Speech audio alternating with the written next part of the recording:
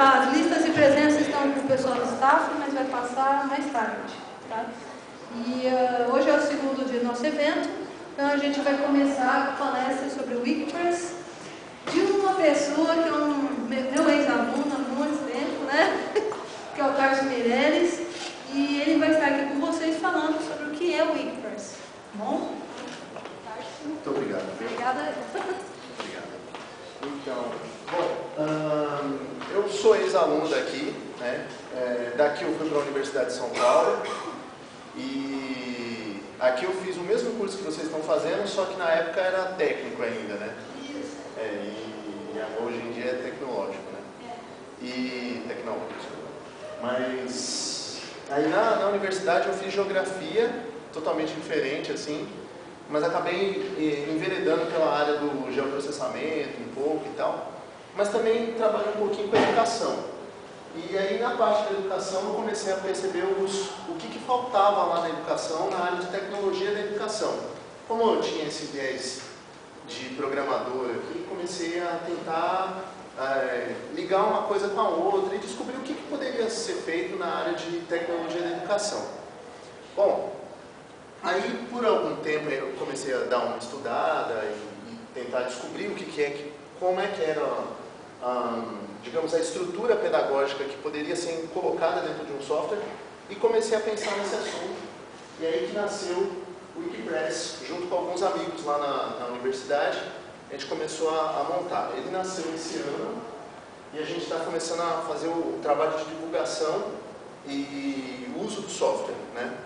Acho que todo mundo aqui deve já ter algum tempo aqui de... Quanto tempo vocês estão no curso, aproximadamente? Um ano? Já?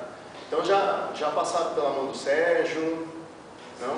Sérgio não está mais? Não está mais, Sérgio. Ah, tá. Mas o Renato, vocês chegaram a conhecer? Eles são do Matutino. Vocês não têm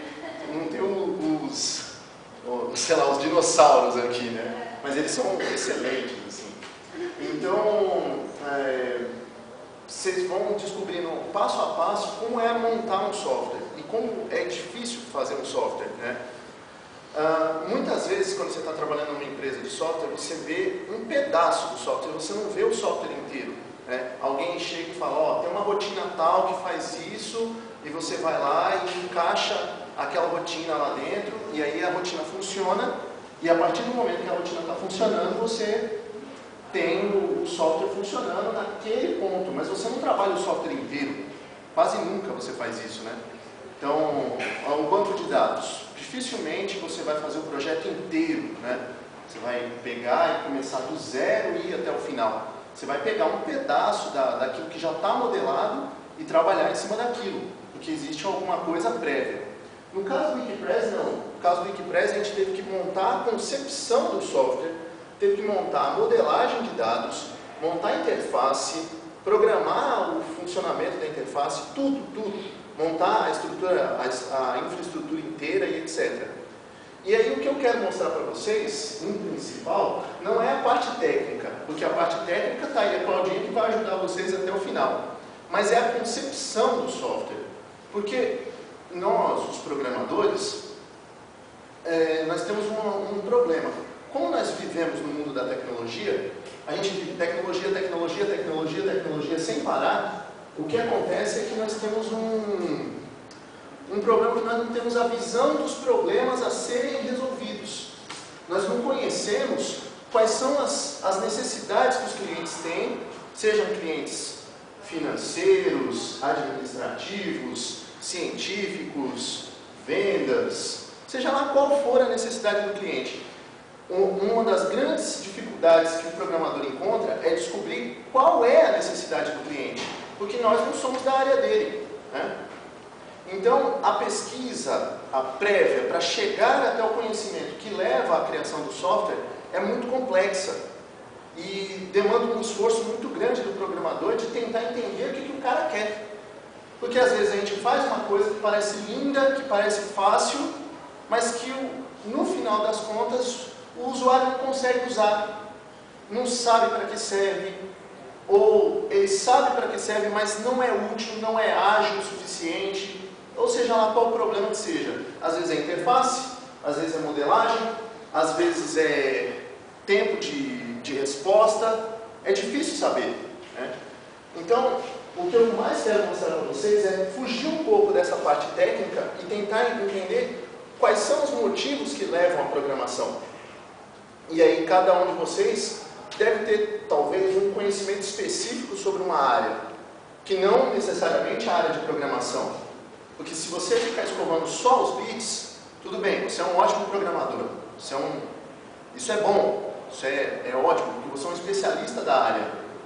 Mas se você tem uma formação ampla e diversa, em que você possa trazer alguns conhecimentos que não são necessariamente o de programação, você pode incluir esses conhecimentos dentro da sua área de trabalho. E aí você envereda para ser programador naquele tipo de segmento. Porque aí você tem noção de quais são as necessidades do seu cliente. E isso faz com que a sua programação seja cada vez mais forte. Tá? Não sei, se vocês estão à vontade, podem perguntar à vontade, posso parar a explicação no meio do caminho, mas só para a gente continuar aqui, deixa eu mostrar alguns detalhes e vamos fugir um pouco da área de programação agora. Vamos começar a ver o que é pedagogia, porque esse é um sistema feito para crianças, professores e escolas, né? Então, como foi a concepção desse sistema? Então, eu e alguns amigos chegamos às conclusões de criação desse sistema.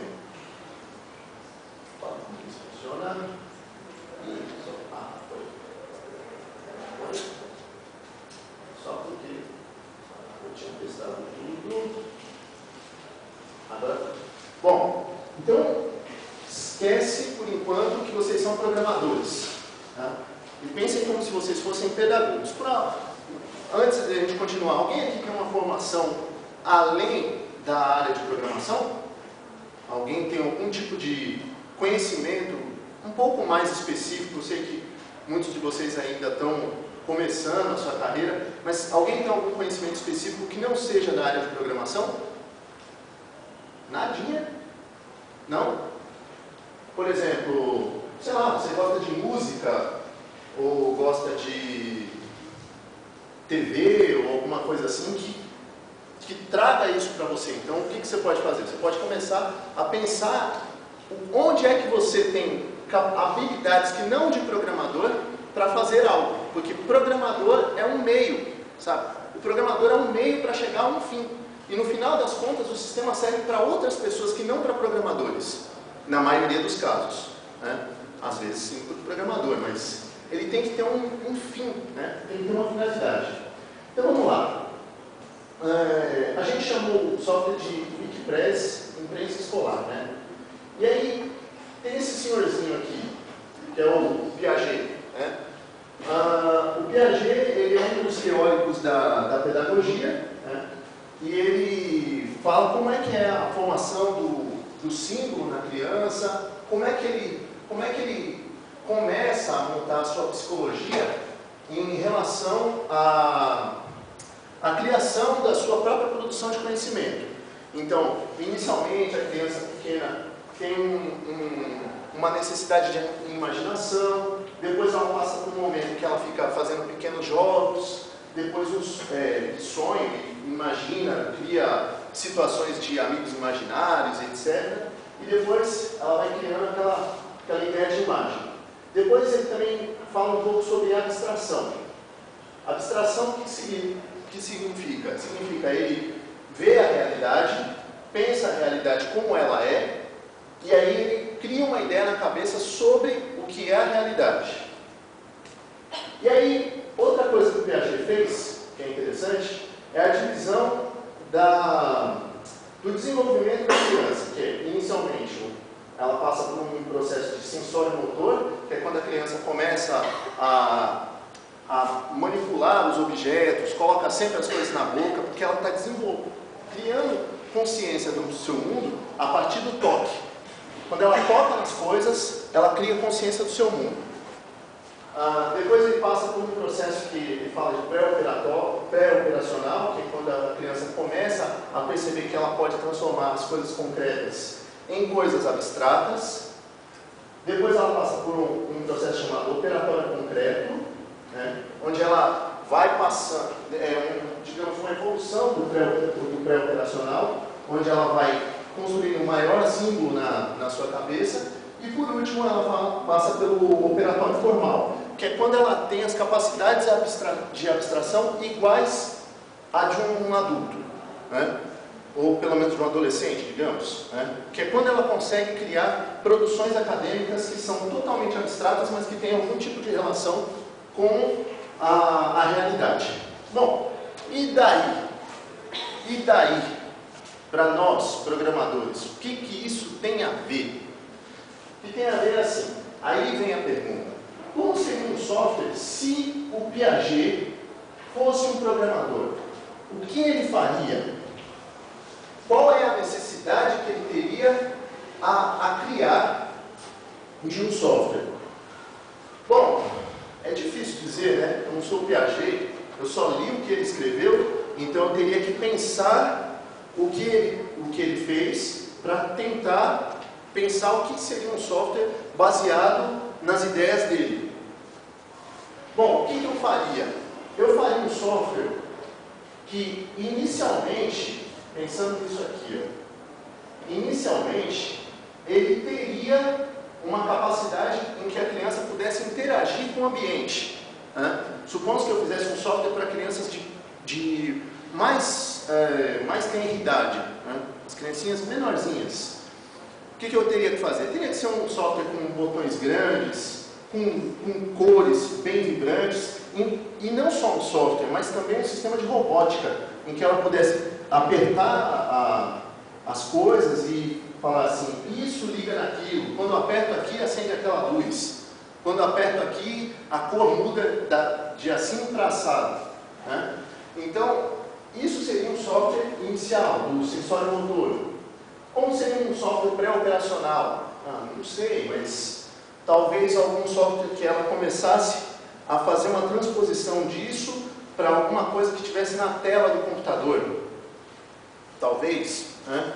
Ela começasse a fazer isso e isso representasse alguma coisa na tela do computador, ou num data show para ser grande, porque as crianças precisam de grande, digamos, de alguma coisa que chame a atenção, que seja grande, chamativo, para que a psicologia dela se adeque mais facilmente a isso. E aí ele vai passando por vários outros pontos, até o momento em que ele chegaria no operatório formal, que para mim, né, com a Wikipress, seria o mais interessante, que é o momento em que ele começa a pensar como um adulto, né, e começa a abstrair como um adulto. Bom, Piaget tem lá suas limitações, é um dos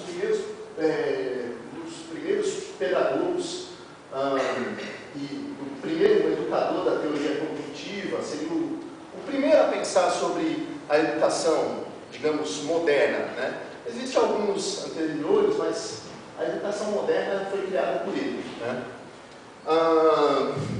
E aí o que eu penso? Eu penso assim: qual é a ligação entre ele e um software? Pô, parece que nenhuma, né? Mas é nisso que existe uma diferença. A concepção do software é que é complexa. Quem aqui, por um acaso, viu o filme da rede social lá, do Facebook? Né? Não sei se vocês viram o filme. Vocês não viram o filme do Facebook, rede social? Pô, aquele ali é legal, viu, pra ver. Eu não gostei porque depois eu fiquei chateado porque ele ganhou o Oscar, ganhou um monte de coisa. O filme não merecia isso. Mas o que eu acho interessante no filme é ver a concepção de onde é que ele começou a tirar as ideias para criar aquele software. O software não brota do nada, né? Ele brota de uma ideia. E a ideia brota de onde? Não se sabe.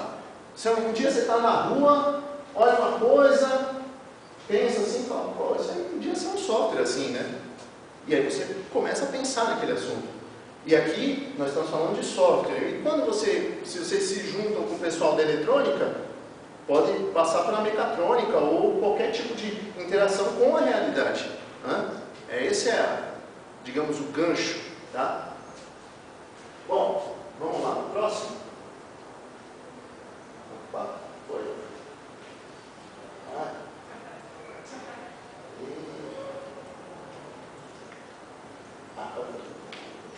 Apertei o botão. Então tá lá. ele, além disso, né, como seria um software feito pelo Piaget, se ele fosse um programador? Ele faria um software que funcionaria como uma rede, porque uma teia de aranha, na verdade, né? Porque qual era o pensamento dele? O pensamento dele é que a criança constrói uma pequena coisa no início, depois ela cria uma coisa em torno que reflete aquela primeira, mas que desconstrói a primeira. Então, digamos, a primeira interação da criança é com um ambiente muito hostil, né? Digamos uma criança que vive em condições precárias, numa favela, um loteamento perdido, do lado de um córrego. Quais são as primeiras impressões que ela tem do ambiente dela? É sujeira do córrego, o fedor que tem do córrego dentro da casa dela, etc. Agora vamos pensar uma criança que vive em condições melhores. A primeira impressão que ela tem é do conforto que ela tem na casa dela, e etc. Ou, sei lá, às vezes em condições melhores ela pode ter briga do pai, briga da mãe. Você percebe que assim, o ambiente e a taticidade, como se fala isso? Taticidade, né? A taticidade do ambiente é importante para a criança naquele primeiro momento. A primeira sensação que a criança tem com o ambiente. Só que aí, depois, ela passa por outros processos, como, por exemplo, entrar na escola, encontrar amiguinhos que têm ideias diferentes do que a dela, e aí ela cria uma camada em torno dessa primeira interação que ela teve com o ambiente, ela cria uma camada em torno que reflete aquela primeira interação que ela teve com o ambiente, só que agora com novos elementos, mas sempre aquela primeira interação tem algum tipo de relação com a relação que ela tem hoje em dia, né?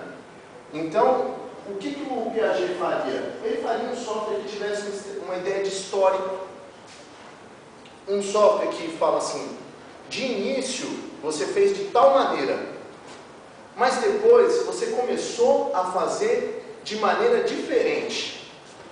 Mas por que você fez diferente agora? Porque algumas coisas novas apareceram.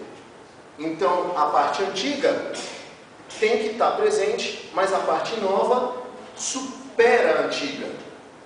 Mais ou menos assim, ele pensa como se a mente da gente fosse uma espécie de evolução, que a parte anterior reflete na próxima. É isso que ele pensa, basicamente. Então, isso é um salto, e ele teria, com certeza, com certeza é difícil de dizer, mas imagino eu que esse senhor aqui teria a ideia de criar um software que, além de ter essas interações fossem históricas e que pudessem ser avaliadas historicamente. E aí eu já estou puxando a sardinha para o meu lado, porque o software que eu vou apresentar tem essa característica, e é o que eu queria trazer, mostrar aqui como é que eu fundamento a criação de um determinado botão no software. Basicamente isso. Vamos para o próximo. Tá lá. Aí vamos para um outro pensador aí. Não vou exagerar muito nos pensadores não, porque eu sei que vocês estão ávidos a falar de software. Mas assim, esse aí é o Vygotsky, né? Todo muito conhecido, muito lido na pedagogia, etc. E eu me lembro que quando eu comecei a ler ele, a ideia do software começou a aparecer. E depois, quando eu li o próximo, aí sim ela se concretizou, né? Mas eu já tinha mais ou menos a ideia de que ele poderia ser assim. Então ele começou a pensar uma coisa um pouco diferente. Ele fala sobre a linguagem e o pensamento da criança. A ideia do Vygotsky, ele é russo, né? Esse rapaz aí viveu pouco, até 34 quanto dá aqui? 38 anos, né? 38. Então, assim, ele viveu pouco, escreveu muito, mas é um dos caras mais influentes na pedagogia. O que ele pensa? Ele pensa um pouco sobre o quanto que a linguagem influencia no pensamento da criança. E o quanto que a sociedade, eu vou colocar essa parte de materialismo histórico dialético, tem influência dentro do processo educacional. Então, nesse momento, para mim, Tarso, eu comecei a pensar como seria um software feito por esse cara. Como seria um software feito pelo Vygotsky? Né? E aí, a minha ideia era a seguinte: a sociedade ela tem uma pressão sobre a mente da gente. Né? A gente faz as coisas pensando naquilo que a sociedade tem ou não tem para a gente. É isso que acontece. Bom, mas como fazer com que isso fosse, de certa maneira, filtrado pela escola? Como fazer com que a escola pudesse aproveitar o que a sociedade tem para, então, utilizar isso dentro de um software? E aí eu comecei a pensar sobre exatamente esse ponto aqui que ele falou, a linguagem e o pensamento da criança. A escola hoje em dia trabalha com isso, né? Quem é que nunca fez trabalho de escola? Faz um trabalho, você tem que respeitar uma determinada linguagem. Você vai fazendo, tem que colocar o cabeçalho, aí fala, coloca o nome da escola, coloca o seu nome, o número, a série, São Paulo, escola estadual de primeiro, não existe mais primeiro e segundo grau, né? Eu estou velho, de ensino médio e etc. E você coloca aquele cabeçalho, tem um formato a ser seguido, tem uma linguagem que a sociedade impõe dentro de você para que isso seja seguido.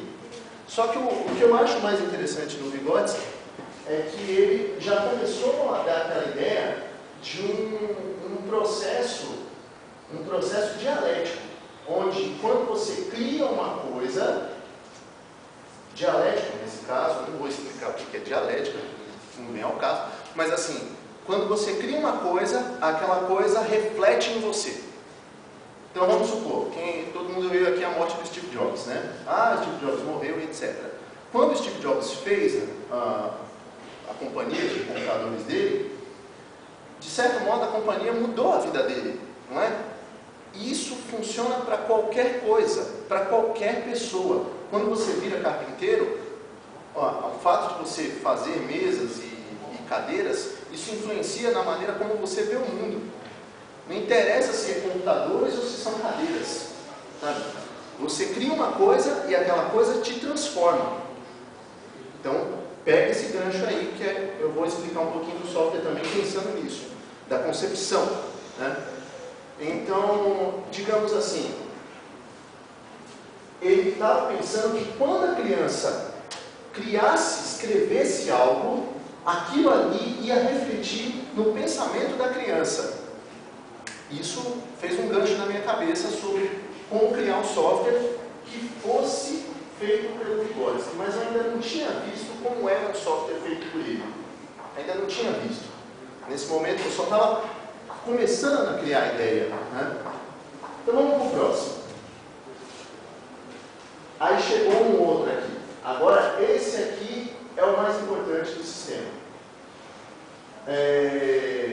Chama Celestin Fleming, em francês. Bom, e o que esse cara fez?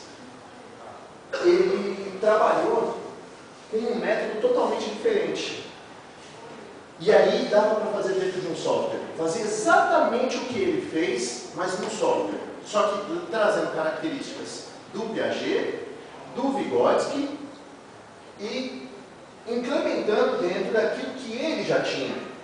Então, quais são as características desse pensador aí? Ele pensou o seguinte, que a educação era muito, digamos, hierarquizada. A educação era muito, digamos, autoritária. O professor manda, o aluno obedece. O professor obedece ao diretor. E assim por diante. Infelizmente, eu não consegui fugir muito disso. Mas, em parte, sim. Então, ele trabalha com um sistema, ele trabalha com um pensamento de anarquia.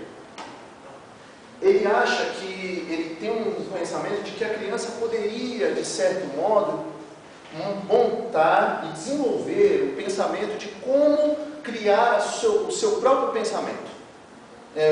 Na cabeça dele, ele achava que era possível que a criança determinasse os rumos da sua própria vida, desde que tivesse um pouco, tivesse a orientação de um professor. O professor era o motivador, mas a criança sim decidia os seus próprios rumos e ele pensava que as crianças tinham que, desde do momento do operatório formal, quando a criança já pensa como adulto, se libertar do pensamento que vem dos anteriores. E fala assim, eu tenho que usar o pensamento dos anteriores para criar coisas novas. Então, essa ideia de anarquia dele e de horizontalidade eram muito importantes na época. E até hoje faz uma diferença muito grande. Porque ele criou um conceito chamado imprensa escolar, que é o subtítulo do sistema. Por quê?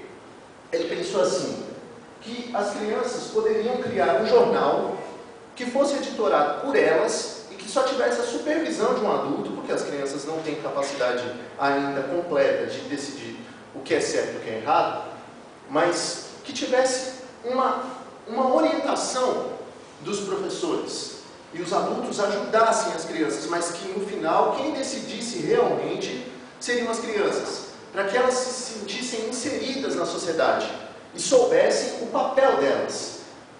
Hoje em dia, nas escolas estaduais, normalmente, o que você vê? Você vê uma educação para o trabalho, não é assim?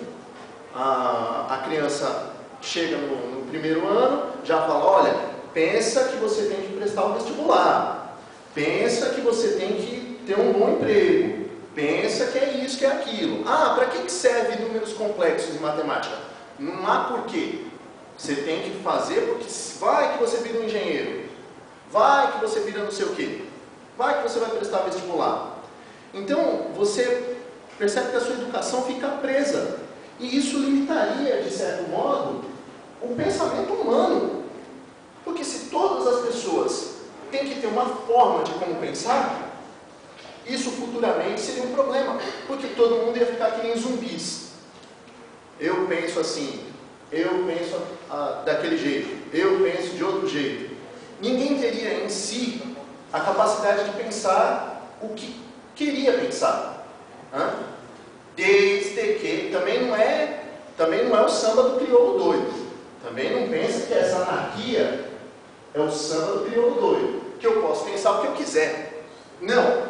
Pensar a partir de pressupostos que já foram criados e que já foram verificados e que já foram testados na realidade.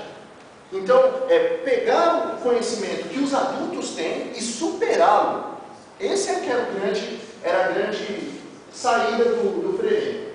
E o Freire, ele era professor mesmo, ele não era só um teórico. Ele era professor, ele ia lá e metia a mão na massa, né? Bom, aí essa é a pergunta que vai responder a nossa apresentação. Como seria um software feito pelo Freire? Ele não era programador, mas eu sou. Então, assim, graças a Claudinha. Então, assim, ele também falou uma coisa interessante, que é o seguinte: a criança é da mesma natureza do adulto. Isso é mais ou menos o que eu estava falando, que elas são... às vezes a gente trata as crianças mais mal do que gostaríamos que tratasse a nós mesmos, né? Deixa eu pegar mais outra aqui interessante. A criança e o adulto não gostam de imposições autoritárias. É outra coisa que ele escreveu. Aqui, ó. Todos gostam de escolher o seu trabalho, mesmo que essa escolha não seja a mais vantajosa. Às vezes você enfia a sua cabeça a fazer um negócio que não vai dar muito certo, mas você quer fazer aquilo e não outra coisa. E às vezes é assim que a criatividade brota. E não fazendo aquilo que já está pré-determinado, aquilo que tem que ser feito, mas aquilo que você tinha vontade de fazer. Essa aqui a gente vai ver daqui a pouquinho. Ninguém gosta de trabalhar sem objetivo, atuar como máquina, sujeitando a rotinas nas quais não participa. Isso aqui também eu quero deixar como gancho, porque daqui a pouquinho eu vou falar um pouquinho disso. Ninguém gosta de trabalhar como uma máquina. Ninguém nesse mundo gosta de ficar apertando parafuso. A pessoa queria ter uma coisa que dissesse, por que você está fazendo isso? Todo mundo quer isso. Mas às vezes as condições da vida não levam a gente a essas coisas. Mas todo mundo queria isso. Esse aqui, ó, a concepção atual das grandes escolas conduz professores e alunos ao anonimato. Deixa até aqui o quadro aqui, ó. O que é sempre um erro e cria barreiras. Anonimato é um grande problema, porque você cria uma coisa e essa coisa desaparece, some, não existe mais. Quem aqui tem um trabalho que fez, sei lá, na 4ª série? Ninguém. Se tiver, está guardado, empoeirado, encaixotado, sabe? Ou o caderno velho, o que fazia? Rasgava, jogava fora, não é? Por quê? É como se o seu trabalho da 4ª série nunca tivesse existido. Como se você tivesse sido inútil durante a 4ª série. Como se tudo aquilo que você trabalhou para fazer aquilo. Ah, mas era só o beabá. Não importa, era o seu beabá. Sabe? Não era o beabá de outra pessoa, era o seu. Então, aquilo foi perdido. E o professor também. O professor também sofre com isso. Porque o professor, ele chega na 4ª série, tem os aluninhos dele, ele fala, vamos fazer um trabalho? Vamos! Junto os alunos, o professor dá um duro, que vocês bem sabem que não é fácil, né? O professor dá aquele duro, o trabalho fica bom, e o que acontece com o trabalho? Nada. Né? Ele é jogado no lixo depois, ele é colocado em caixas, fica empoeirado, ele é queimado. Tem gente que queima os cadernos de tanto ódio que tem da escola, sabe? Então, é como se o seu trabalho não tivesse existido, como se a sua passagem pelo planeta Terra, até certo ponto, não fosse significante. Bom, mas como seria legal que uma criança da 4ª série entendesse que mesmo que seja o beabá, é o beabá dele, e que tem alguma ligação com a sociedade, que não fosse um beabá perdido, que não fosse uma coisa que não tem sentido. Ele teria mais esforço se fosse assim, não é? Isso foi o que me motivou a fazer o software, foi o que me deu um insight de que poderia haver uma coisa que ajudasse. Solucionar não é bem assim, mas alguma coisa que ajudasse. Solucionar é muito mais complexo. Então vamos lá. Agora vamos começar a falar de tecnologia da educação. Isso aí é uma sala de aula no final do século XIX. Olha lá, que coisa antiquada, né? Tem o professor lá, no fundo, os alunos todos enfileirados em linha reta para mostrar a ordem, né? Como aqui estamos agora. Aqui é diferente, porque eu estou palestrando, então eu estou trazendo alguma coisa que vocês não têm. Essa é a diferença. Então, por isso a gente tem a estrutura das cadeiras dessa maneira. Eu de frente para vocês, eu, entre aspas, contra vocês, trazendo as coisas que vocês precisam. Mas não como uma coisa em que todos são iguais e tivéssemos um círculo, cada um pensando e trazendo ideias novas para que o círculo inteiro vicejasse. Então, nós temos essa coisa antiquada, em que o aluno do fundo sempre é o bagunceiro, porque ele fica mais longe da autoridade que está aqui na frente. E o nerdzinho, os mais inteligentinhos, ficam aqui na frente. Sempre assim, mais próximos da autoridade. Ou é o nerd, que está mais próximo do conhecimento, ou é o mais, digamos, puxa-saco. Ou é o nerd que quer ficar mais próximo, ou é o mais puxa-saco, que ele quer ficar perto da autoridade, né? E o do fundo é o quê?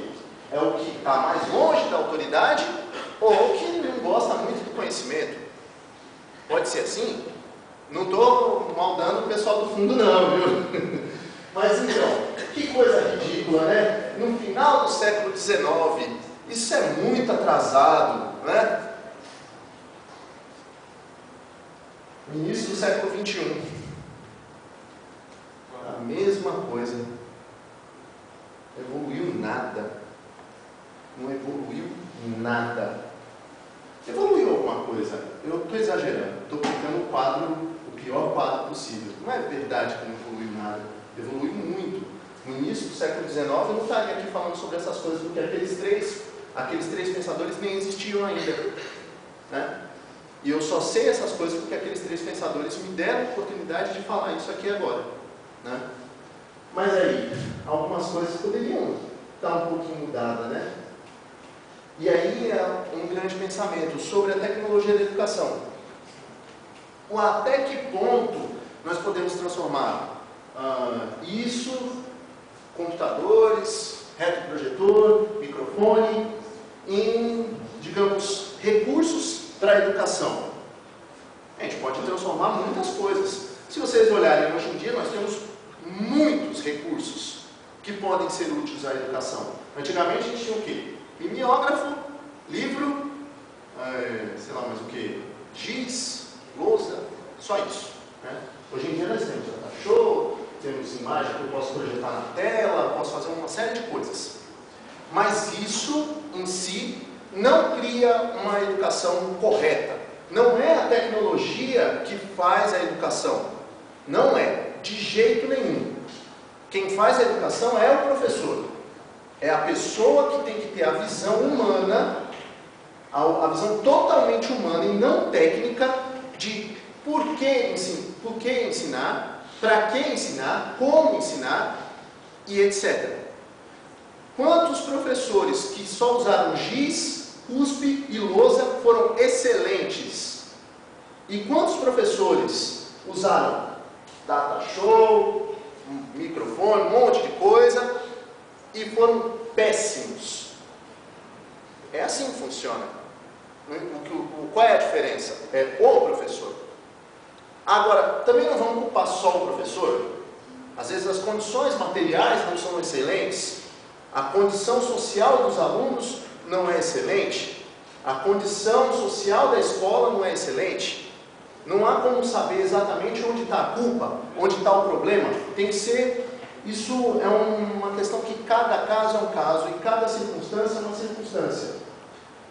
Agora vamos passar. Então, isso é o pior quadro, né? A ideia de que no final do século XIX estava desse jeito, no início do XX. Eu escrevi errado ali, olha. Vocês me desculpem, tá? Está errado aqui. Tá bom? Bom, mas vamos lá, o próximo. Isso não é. A verdade é que existem iniciativas de tecnologia que podem ajudar. Tem uma foto minha aqui, porque eu tive a oportunidade de mexer nesse computadorzinho, já explico.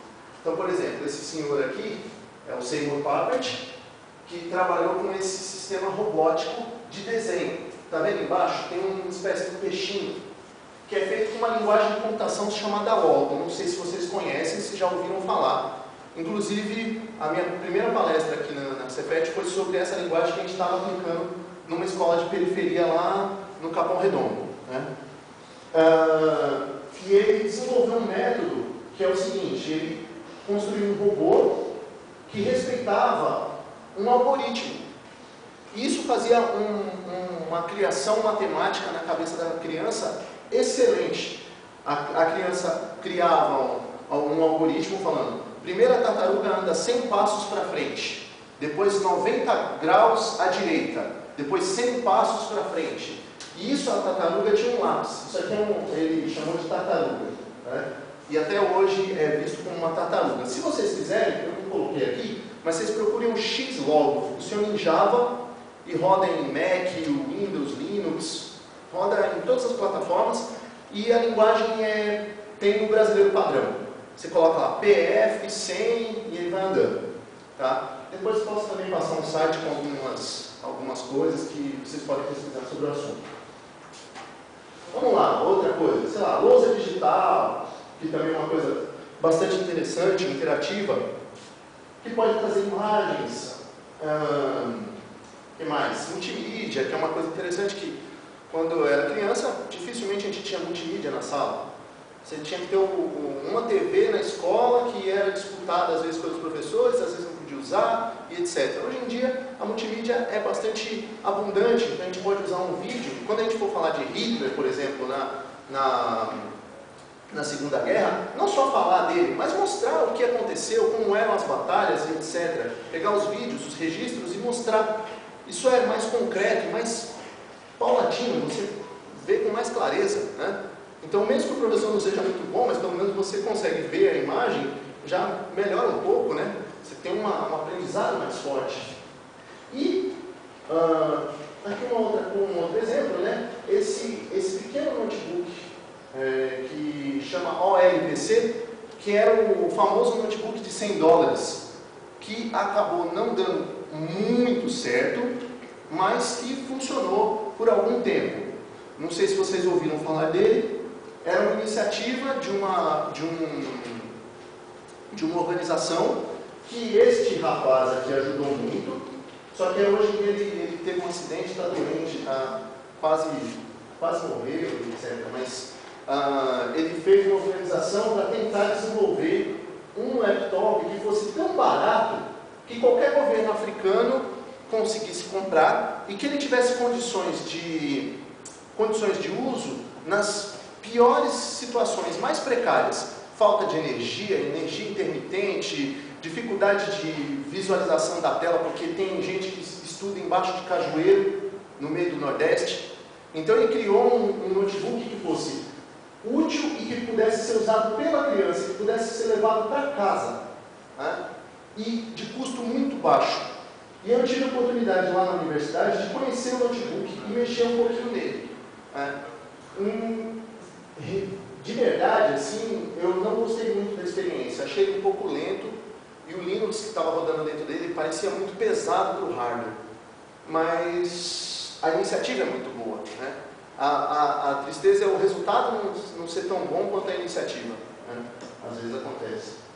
E aí eu tive essa oportunidade. Então, são algumas iniciativas de tecnologia da educação que estão por aí, algumas com muito sucesso, como essas, e outras com nem tanto.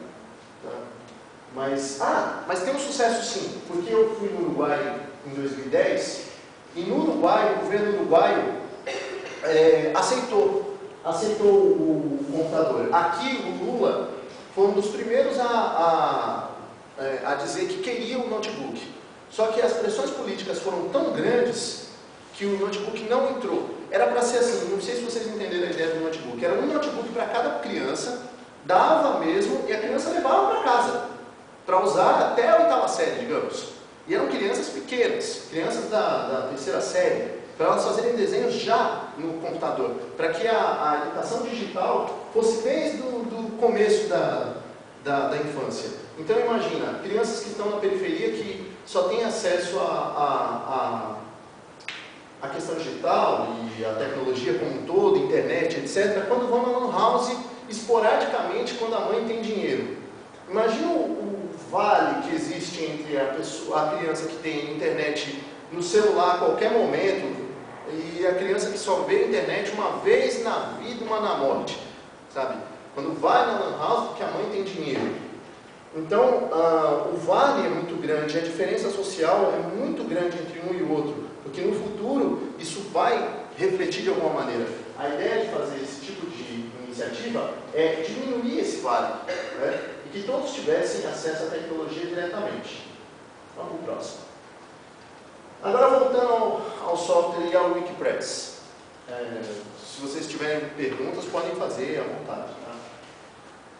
Bom, eu tenho um conceito que eu chamo de software labirinto.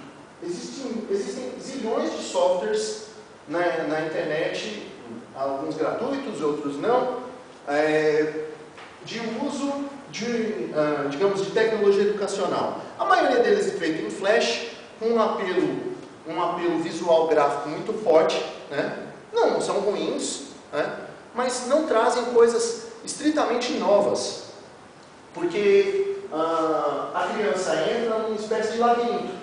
Ela faz um passo, depois outro, depois outro, depois outro, depois outro, depois outro, até chegar no objetivo final, como se fosse um fluxograma. A ideia de que você tem passos a seguir e chega até o final. Qual a diferença disso para, por exemplo, o Frenet falava? É grande, porque ele achava que a criança tem que construir o seu próprio conhecimento. e construir as suas próprias condições de pensar e de interagir com a sociedade. O que aqui não acontece. Se eu tiver um passo a seguir, outro passo, e agora eu tenho uma escolha, mas é uma escolha que me deram essa escolha. Né? Não é uma escolha que eu criei. É uma escolha que quando eu chego, alguém já deixou aquela escolha lá para que eu escolha para ir para A ou para B. E aí eu chego no final. Então, é um software labirinto. A ideia de que você tem um fim a chegar. A maioria dos softwares são assim. Eles têm lá, você entra na internet, procura um software desse, o que ele tem? Ele já tem o conteúdo dentro. Ele já tem alguma coisa que está lá dentro do software para ser utilizado. Não estou dizendo que é ruim, porque às vezes é importante isso. Muitas vezes, na verdade. Mas seria legal poder superar isso e criar um software que fosse uma folha em branco e que a criança e o adolescente, e o adulto também, por que não o adulto, pudesse criar seus próprios conteúdos e que o professor fosse o motivador disso aí. Bom, vamos para o próximo. E aí, ligando ao movimento Wiki, né, da Wikipédia, todo mundo aqui conhece a Wikipédia, né? Wikipedia, seja lá como você quiser chamar. A ideia de um movimento Wiki é interessante pelo seguinte: são milhões de pessoas interagindo com o sistema Wiki e criando conhecimento. Quando eu vi o Wiki pela primeira vez e entendi como funcionava, a primeira vez que eu vi, eu tive fé na humanidade. Sabe? É isso que eu digo. O Wiki dá fé na humanidade. Você fala assim, não dá para acreditar que esse negócio é feito colaborativamente. Tem uns erros? Tem problema de, digamos, uma ou outra visão prevalecer sobre a outra. Sei lá, um grupo chega, vai lá e edita de maneira errônea. A Wikipédia existe, isso existe em qualquer coisa. Mas a qualidade dos artigos é muito grande. Né? Quem nunca aqui foi lá, leu e falou, é verdade, porque, não é possível que está errado isso aí. Não sei se vocês sabem como funciona o Wiki, né? Quem aqui edita o Wiki já editou alguma vez? Ninguém. Você clica lá em cima em editar, edita, clica em salvar, pronto. Você não precisa de login, não precisa de senha, não precisa de nada. Uma vez ou outra precisa, mas no geral não. Né? E o interessante é que colaborativamente as pessoas criam conhecimento. Quando deixam as pessoas trabalharem e expressar as suas capacidades, o conhecimento ele tende a se somar. Isso é um fato, é só olhar a Wikipédia. Aqui, a Claudinha acabou de falar comigo que a Cefet precisa de um wiki, porque vocês são mente férteis, têm potenciais incríveis e podem utilizar isso dentro de um wiki. Uma pessoa vai e coloca um determinado conteúdo, outra pessoa vai e supera aquele conteúdo colocando coisas novas e isso vai regulando a quantidade de conhecimento e a validade do conhecimento que está dentro daquele sistema wiki. E a wiki é muito simples de funcionar. Você vai lá no site da Wikimedia, Wikimedia, tanto faz, se quiser falar em inglês, vai lá, baixa o software, instala no servidor, que aqui é facilmente instalável, né, e deixa na internet. Qualquer um de vocês pode entrar lá, clicar e editar. E aí os trabalhos de vocês poderiam ser publicados, por exemplo, na Wiki da Cefet, e a Wiki da Cefet seria um banco de dados do conhecimento que vocês produziram. Né? E a Wiki já está pronta. É assim que funciona. E é simples. É impressionante como a Wikipédia funciona.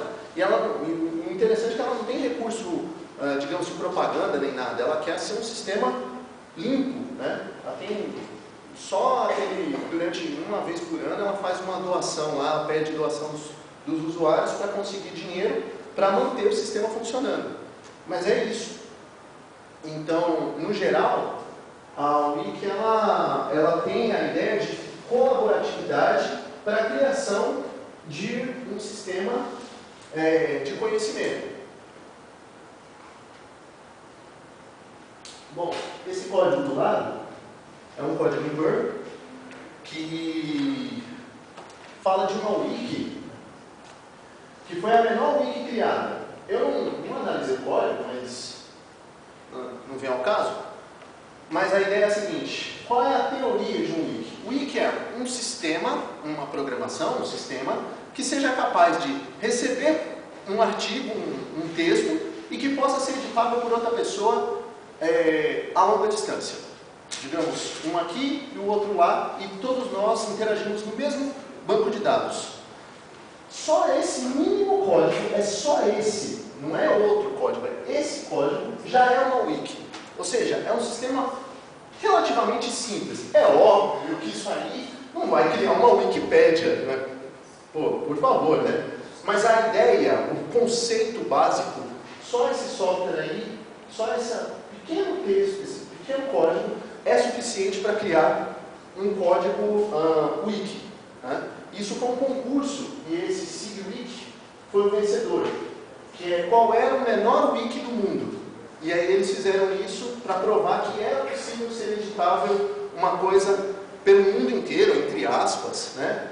Só esse código. Ou seja, é um sistema relativamente simples, que permita que várias pessoas interajam com um banco de dados ao mesmo tempo, sem necessidade de login, sem senha, sem nada. Se vocês tentarem entender um pouquinho sobre o Wiki, vocês vão também talvez se maravilhar tanto quanto eu, de perceber que a humanidade não é tão ruim quanto a gente acha. Ela é ruim às vezes, mas tem algumas coisas boas, sabe? A Wiki é uma prova disso. Né? Então vamos lá. Próximo. Bom, agora vamos entrar no WikiPress para valer. Deixa eu dar um play aqui. Eu vou por aqui, né? Eu vou botar o som, não sei se vai sair o som, mas eu criei um vídeo que fala um pouquinho sobre. Né?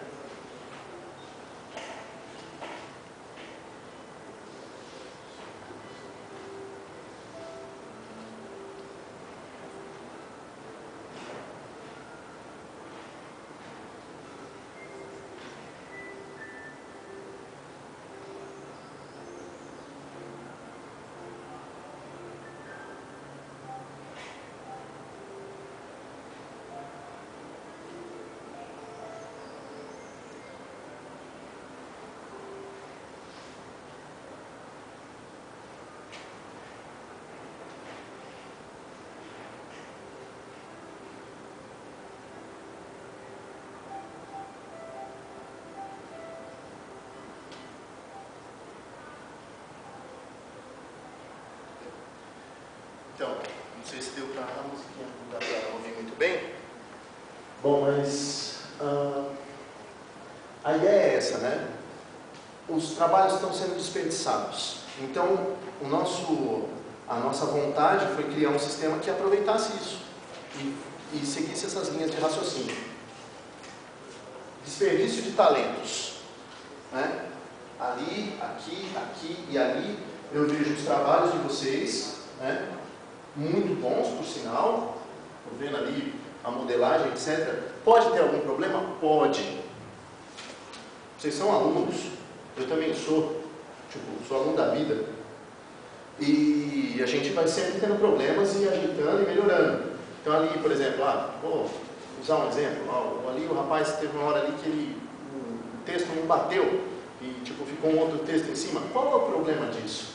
Não seria legal que aquilo ali não tivesse só publicado ali, mas que tivesse permanente, e que ele pudesse usar isso e falar assim para um empregador futuramente, por exemplo, falar assim: olha, eu fiz um trabalho e está publicado e ele pode ser visto na internet, etc., para ver o quanto eu evoluí e o quanto eu tenho qualidades, digamos, no meu currículo e no meu portfólio. Né? Então, seria legal pegar esses trabalhos e reaproveitá-los e publicá-los, para que você não tivesse escrito no nada. Porque, por enquanto, ele é interessante para o ambiente escolar. Mas e depois? Mas e depois? Vai se perder. Para o ambiente escolar, ele está muito interessante, está visível, extremamente bem apresentável. Mas o legal seria que ele pudesse vicejar para o futuro. Então, nós começamos a desenvolver o software. Aqui a gente pensou como se fosse o YouTube, onde existem os artigos, né? Você teria que ter o usuário e senha, e ele funcionaria como um banco de dados. Só que a diferença qual foi? A gente pensando naqueles pensadores e nessas pessoas que criaram as ideias pedagógicas, etc., a gente começou a ter algumas dificuldades. Como, por exemplo, como adequar isso para crianças? Como que isso pudesse ser usado por crianças de maneira que não fosse invasivo, né? Porque as crianças não podem ficar expostas na internet, né? Elas precisam de autorização de adultos. Isso seria um sistema utilizado dentro de escolas. Como fazer com que isso não fosse um problema para as crianças utilizarem? Então a gente pensou uma hierarquia. E aí fugiu um pouco daquilo que o Frenet falou, né, de que as crianças seriam autores finais. Mas aí, ao mesmo tempo, a gente conseguiu misturar as coisas. Pegou um pouco desse conceito de wiki, de que todo mundo cria, de que todo mundo é autor, colocou um pouquinho da ideia do Frenet de imprensa escolar. A imprensa escolar do Frenet era o seguinte: você criava o seu jornal, o jornal era distribuído e as crianças poderiam utilizar aquilo à vontade, podiam editar e falar quais eram as suas opiniões para a sociedade como um todo. Então, o nosso objetivo no software foi como fazer uma estrutura hierárquica entre professor, diretor e crianças e pais, que fosse um banco de dados para os trabalhos escolares, que permitisse que crianças pequenas, não tão pequenas que não soubessem ler, escrever, não tivessem, digamos, a linguagem culta da língua, a linguagem formal, digamos, crianças de 10 anos, 11 anos, que já entregassem trabalhos com a linguagem culta, né? E como é que essas crianças poderiam estar na internet, trabalhando dentro da internet, postando coisas a partir dos professores, sem que houvesse uma superexposição. Então, foi isso que a gente chegou. Um ponto em que a criança envia o trabalho é verificado pelo professor e postado na internet. O professor é só a pessoa que fala, sim, pode postar, mas o autor é o aluno. Então a gente começou a pensar em conceitos diferentes. Assim como no Twitter. No Twitter você tem lá o seguidor, né, e a pessoa seguida. Não há nada diferente no Twitter do que existia antes. Só o conceito mudou, né? Mas antigamente você tinha um blog, você ia ter seguidores e seguidos. Só a estrutura das coisas é que mudou, e o nome das coisas, os conceitos. Isso fez o Twitter bombar e vencer, e etc. Além de alguns truquezinhos que eles tinham, mas a ideia de um conceito diferente faz toda a diferença do mundo, né, para um sistema. E aí a nossa ideia foi criar um sistema que pegasse toda a produção do conhecimento e trouxesse para a escola. Esse aqui é o meio que hoje o conhecimento é feito numa escola.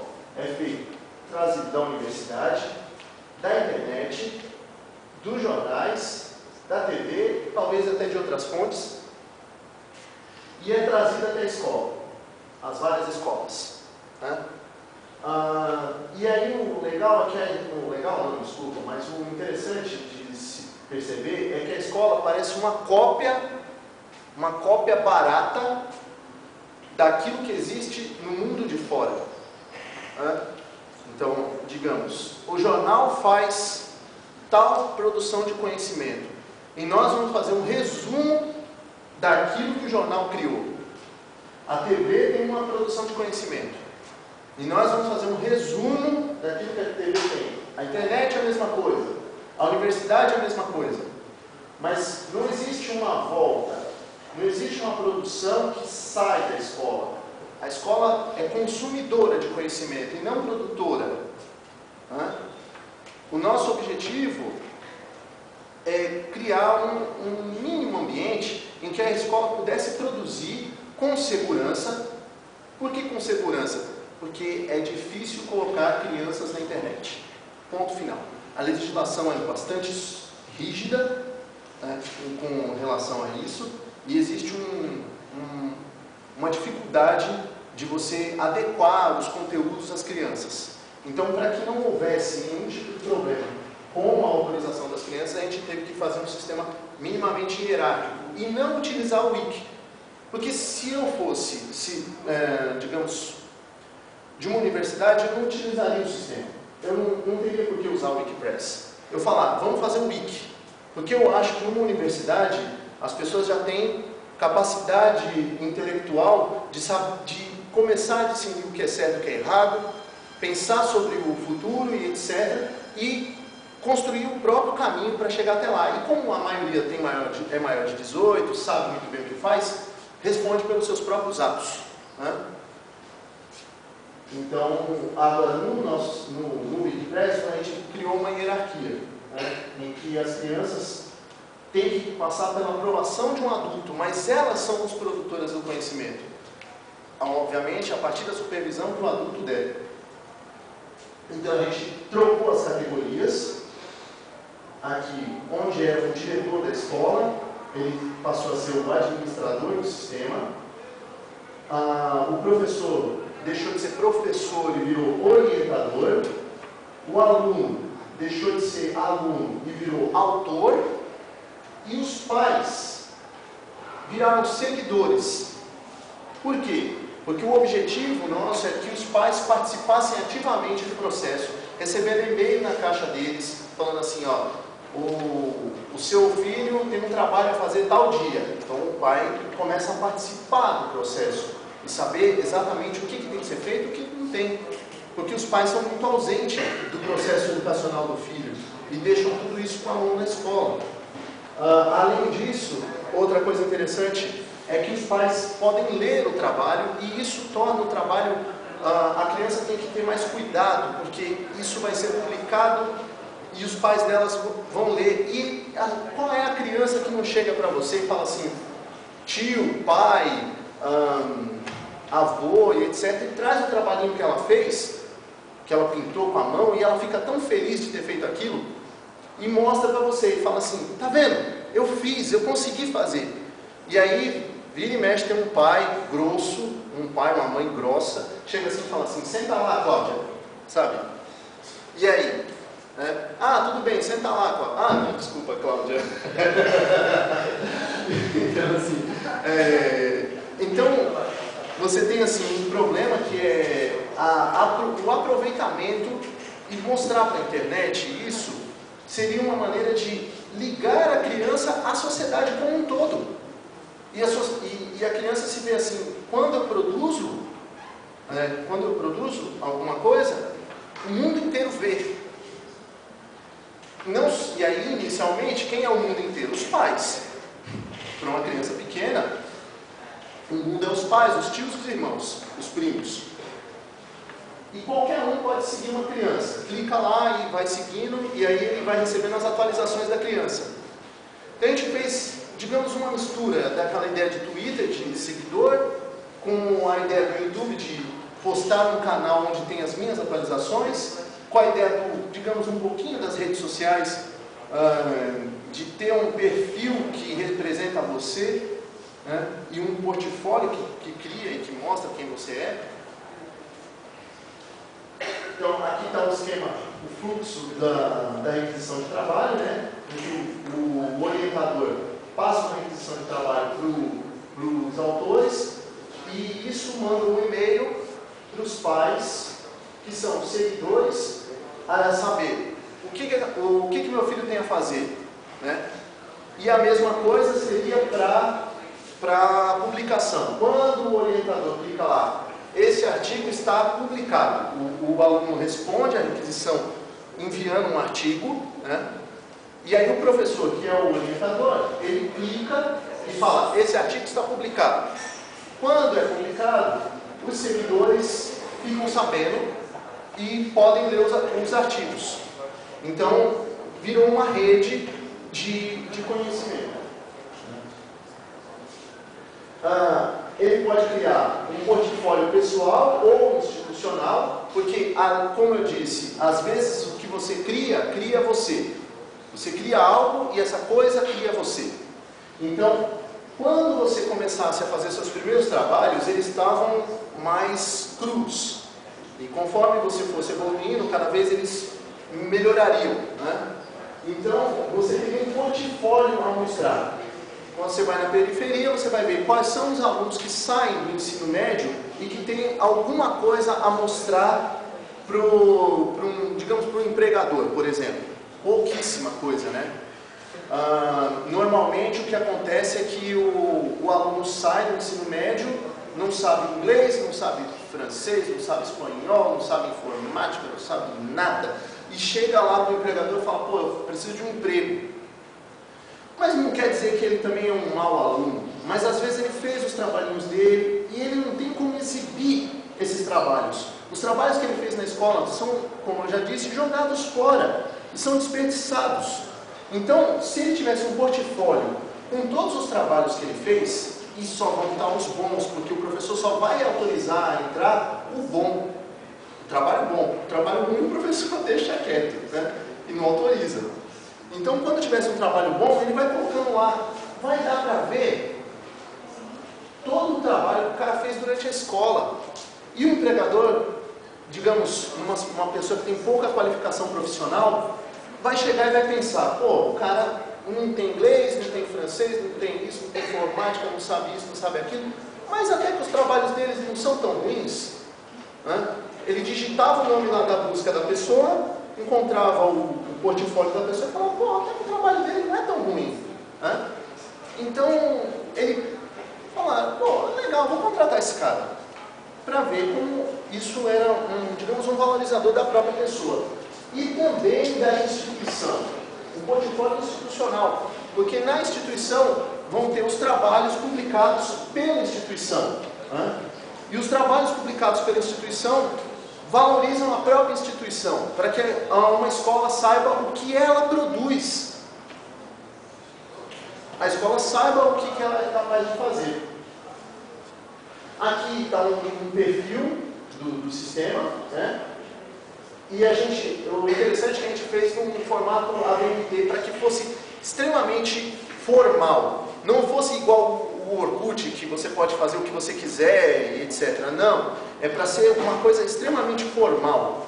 O que houvesse um perfil, por exemplo, aqui, Liliane Cunha, né? Está no formato ABNT, ao contrário, escrito primeiro o sobrenome e depois o primeiro nome. Mas a criança nem precisaria escrever isso. Quando ela colocasse o nome dela lá, já o sistema automaticamente troca e formata o nome dela no ABNT, né? Cunha Júnior ou qualquer outro nome que fosse assim. Aqui a produção acadêmica, os arquivos, né? Quais são as requisições em andamento, os grupos que ela participa, quais as requisições pendentes e alguns dados sobre ela. Quase nenhum dado é exibido que não só o nome, porque sempre lembrando que estamos tratando de crianças e adolescentes e não podemos expor ele na internet. Só podemos colocar aquilo que os pais estritamente permitirem. Os pais e professores, à vontade. Então é possível uma restrição para o usuário? Por exemplo, o Milogo, é possível ter acesso a informações do usuário? Não, na verdade é assim. Ele é aberto a todo mundo. Ele é aberto, a gente até pensou em fazer uma restrição institucional, mas eu achei, teve uma hora que no meio das nossas discussões lá, chegamos à conclusão que não, porque seria um problema, criaria feudos, sabe? Isso seria um problema. Bom, além disso, dentro do sistema a gente tem alguns sistemas de estatísticas educacionais. Por exemplo, um dos sistemas que existe dentro do Wikipress é um Trends, igual do Google. Copiamos na cara larga, assim. Não sei se vocês já viram o Trends do Google. Você coloca lá, google.com/trends, né? Os Trends do Google dão a estatística da pesquisa de um determinado assunto dentro do sistema. Se você chegar no Wikipress clicar lá em ferramentas, trends, à vontade, e clicar lá em, digamos, o assunto aqui foi evolução. A palavra evolução foi buscada tantas vezes. Isso é legal para que o próprio professor saiba o que está sendo buscado dentro do sistema, quais são os interesses dentro do sistema, para que ele também se antene naquilo que está em movimento, né? E aí a gente tem alguns futuros de ideias de estatísticas educacionais. Quais são os artigos que dão mais resultado, quais que dão menos resultados, algumas coisas que nós estamos ainda rolando a matemática da coisa. O que mais? No final a gente tem isso aqui, ó, as principais tecnologias que utilizamos no sistema. A gente utilizou PHP mais QL para criar a interação com o banco de dados. E como sempre, para vocês que são programadores, a parte mais importante de um sistema está aqui, ó, no banco de dados. É na hora da modelagem de dados que o sistema é criado. E o seu sistema vai ser fácil de ter manutenção ou difícil de ter manutenção quando você faz um banco de dados bem feito. Se o seu banco de dados tiver com problema de modelagem, vai tomar um pau. Vai se ferrar. Não vai ser fácil. Então, assim, a modelagem de dados é o grande ponto. E isso a gente demorou para montar. É um negócio que, como eu estava até falando com a moça ali, você não pode ter brigado com a namorada, não pode estar chateado, não pode estar bêbado, não pode ter feito nada de errado. O dia que você está mais contente, você está tranquilo assim, sabe? Esse é o dia que você modela o banco. Nesse dia não, sei lá, semanas, né? Você vai começar a montar o banco de dados. Depois que você montou o banco de dados bem montadinho e com capacidade de ser móvel, você nunca vai montar a versão final, né? Você monta uma versão, depois vai vir outra, depois outra, mas pelo menos o corpo inicial seja capaz de aceitar isso, você começa a passar para essa estrutura de programação e digamos, interação com o banco de dados, né? Vai construindo as bibliotecas e, por último, a interface com o usuário, que é digamos, a mais chata, né? E a parte mais braçal. Mas a parte intelectual mesmo, que difere vocês de qualquer outro profissional, é essa, é a modelagem, né? Nós utilizamos mais QL, mas depois eu tive até um certo arrependimento de utilizar o MySQL, estava pensando em utilizar a Postgres, mas vamos ficar com MySQL por enquanto, né? Até o dia que a Oracle inventar de ferrar com ele. Linux sempre, servidores, como a gente espera ter um volume de acesso muito grande, sempre Linux, sempre. Eu sei que deve ter alguém aí que gosta de Windows, sei que tem. Mas é o seguinte, para servidor, é difícil você fazer uma coisa sem ser Linux e o negócio ser bom, sabe? Eu já boto o meu comercial aqui, não tem como não defender a coisa. Porque você faz um sistema, bota ele no Windows, não funciona. Mas quando entra não sei quantos usuários, começa a dar problema, estoura a memória, estoura isso, estoura aquilo. Bota no Linux, o bicho fica, roda lindo. Uma coisa interessante, nós criamos um ambiente separado de arquivos, criamos um servidor separado para a manipulação dos arquivos, porque a gente achou que a interface e os arquivos dos alunos não deviam ficar juntos. Algumas pessoas gostam de botar os arquivos, digamos, são artigos, os artigos que as crianças criarem dentro do banco de dados, mas eu sou contra, eu prefiro colocar dentro de um sistema de arquivos normal, e a gente utilizou esse sistema separado. E foi legal porque a gente teve uma redução muito grande de espaço em disco. Isso foi bacana. Servidor, o web server é o Apache, como sempre aguentando pancada. Desculpa. E aí eu coloquei esse DNS aqui por uma coisa muito interessante que eu percebi. Esse foi o primeiro sistema que eu percebi que eu ia ter muito e-mail, sabe? Tudo que o sistema faz tem e-mail. Tudo. Tipo, tem uma requisição, sai não sei quantos e-mails. Se a criança tinha 10 seguidores, sai não sei quantos e-mails para os seguidores, não sei quantos e-mails para não sei quem, não sei quantos e-mails para não sei onde. Igual o Facebook, né? O Facebook manda e-mails sem parar, né? Então, uma das maiores cargas do sistema eram os e-mails. E aí eu percebi um problema, né, grave, assim, que, putz, como é que eu vou solucionar esse problema dos e-mails? E aí eu percebi que tinha uma solução interessante que era do Google. Usava a infraestrutura do Google para mandar os e-mails. E eles têm um sistema gratuito lá que você pode mandar à vontade. Você manda por SMTP. Então, usei uma classe de PHP que se ligava e eu dividi o domínio em dois pontos. Um apontava para o servidor web e o outro apontava a outra parte do domínio, a parte de e-mails e MX, né, como a gente fala, apontava para o servidor de e-mail do Google. Então, quando alguém precisasse responder os e-mails ou eu precisasse enviar automaticamente, e o sistema enviaria automaticamente, ele caía tudo pelo Google. E o Google se virava lá e respondia tudo para mim, e foi uma solução interessante. A ideia de dividir o domínio em pedaços, sabe? E não ficar, e não trabalhar com a infraestrutura toda com você. Você bota um pedaço, só a parte da infraestrutura que te interessa fica com você, exatamente para reduzir custos, né? E aí assim, digamos, o servidor web fica comigo, o servidor de arquivos, infelizmente, tem que ficar comigo, porque é pesado e é grande. Mas o servidor de e-mails joga para outro cara, entendeu? Então a gente separou as tecnologias para poder criar o sistema, tá? Bom, e é isso aí. Basicamente é isso aí, tá bom? Isso que eu queria apresentar para vocês. Beleza?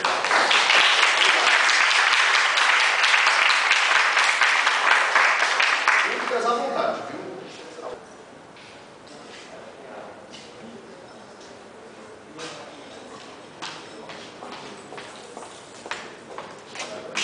Obrigada, deputados, pela participação, pela sua presença aqui na Federal mais um ano, né? Opa.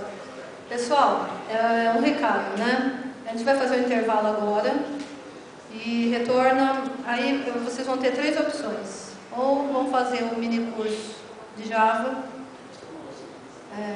com a professora Claudete, ou um mini curso de HTML e CSS com o professor Jorge, ou a palestra de Engenharia Reversa com o professor Alexandre Belletti. Essa palestra será aqui no Auditório Ivo. Tudo bem? Então é isso. Obrigada.